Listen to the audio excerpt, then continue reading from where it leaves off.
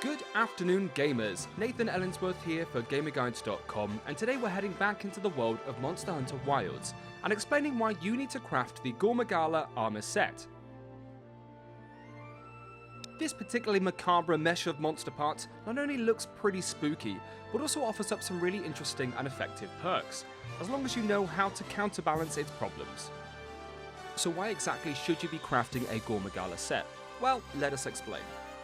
When you equip 2 or 4 pieces of the Gore Armor Set, you will get the Black Eclipse or Black Eclipse 2 bonus skills respectively, which automatically inflicts Frenzy on you when you end up in combat with a large monster, which is pretty much anything you care to hunt. Frenzy is both a blessing and a curse, but with some support skills you can shift this more towards blessing, eventually enjoying the damage buffs without suffering the downsides of Frenzy. Importantly, Frenzy has 3 states. Frenzy Onset. You'll have a sword icon above your health bar that fills up over time.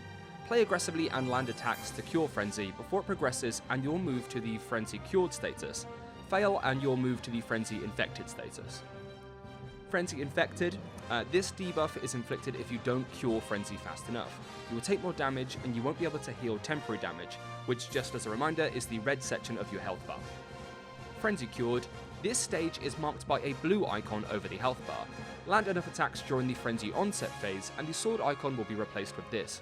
With the Black Eclipse 1 skill, you will get Affinity plus 10%, while the Black Eclipse 2 skill will give you Affinity plus 10% and plus 10 attack. This effect lasts for 60 seconds. So the gameplay loop with the Gore armor is simple enough. Get into a fight with a large monster and you'll contract Frenzy Onset. Play aggressively and land hits until it goes away, and you will enter the Frenzy Cured state, getting buffs that increase your affinity and possibly your attack for 60 seconds. On its own, the Gore Frenzy build is a simple enough way to boost your damage, with the plus 10 attack from Black Eclipse 2 being roughly comparable to a Mega Demon Drug. And if you're diligent, the buff uptime should far outweigh the Frenzy Onset phase. There are 2 other skills that can make this build even more potent and manageable, however, and fitting them into this build should be strongly considered. First is the Coalescence skill, which gives you buffs every time you cure a debuff. Frenzy Onset counts as a debuff, and since you'll be curing that to get the Frenzy Cured buff, adding Coalescence synergizes perfectly with this build, further boosting your affinity when a debuff is removed. At Coalescence level 3, you will gain a plus 10 affinity bonus every time you cure the Frenzy Onset debuff, doubling your effective critical hit rate bonus. Next, and less importantly, is the Antivirus skill, which is provided by some of the Gore armor. This slows the progression of the Frenzy Onset build-up, making it more likely you will get the Frenzy Cured buff before time runs out and you end up suffering from Frenzy Infected. Your own skill and personal tastes will affect how much of this you care to add to this build, but every rank makes this build more user-friendly. Of course, you can also use Nullberries to slow the progression of Frenzy Onset. You will get Coalescence level 1 from the Gore Helm A and Gore Helm B, and the other 2 levels can be gained from Phoenix Jewels, the Phoenix Charm, or splashing a bit of G Folger armor into the build. Antivirus, on the other hand, can be found on many Gore armor pieces, including Gore Mail A, Gore Greaves A, and Gore Greaves B. You can also get ranks of it from the Sanity Charm and from Sane Jewels. Mix and match Gore armor, either 2 pieces or 4, to get the buffs you want. You can of course go for a hybrid build with Arcveld if you also want skills like Weakness Exploit and Flayer, further boosting affinity and damage when focusing on wounds. Unlike the 2 pairs of Arcveld sets, the Gore sets are aesthetically identical and very similar skill-wise, with the Gore B set having more decoration slots and the Gore A set having more skills innate to the armor itself. If you're going for the 2-set bonus skill, Black Eclipse 1, Gore Greaves B are probably the piece you want to focus on first, as they give antivirus and have 3 decoration slots.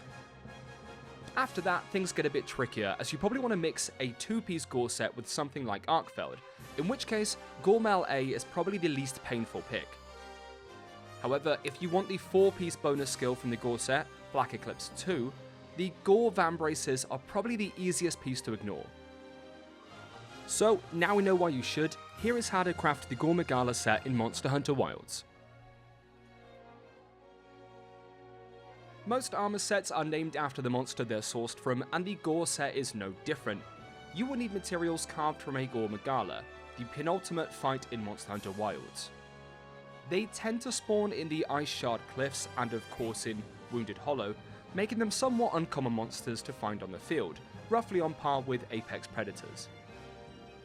Simply put, you won't be finding this armor set until late in the game, but after you hunt your first Gore Magala, you'll unlock the Gore A and Gore B sets. In any event, you're going to need a lot of Gore Magala materials, including Gore Magala Certificate S, Gore Magala Carapace, Gore Magala Feeler Plus, Gore Magala Nicked Gem, Gore Magala Ripclaw, Gore Magala Scale Plus, Gore Magala Tail, Gore Magala Wing Plus, and the Frenzy Crystal and Wyvern Gem.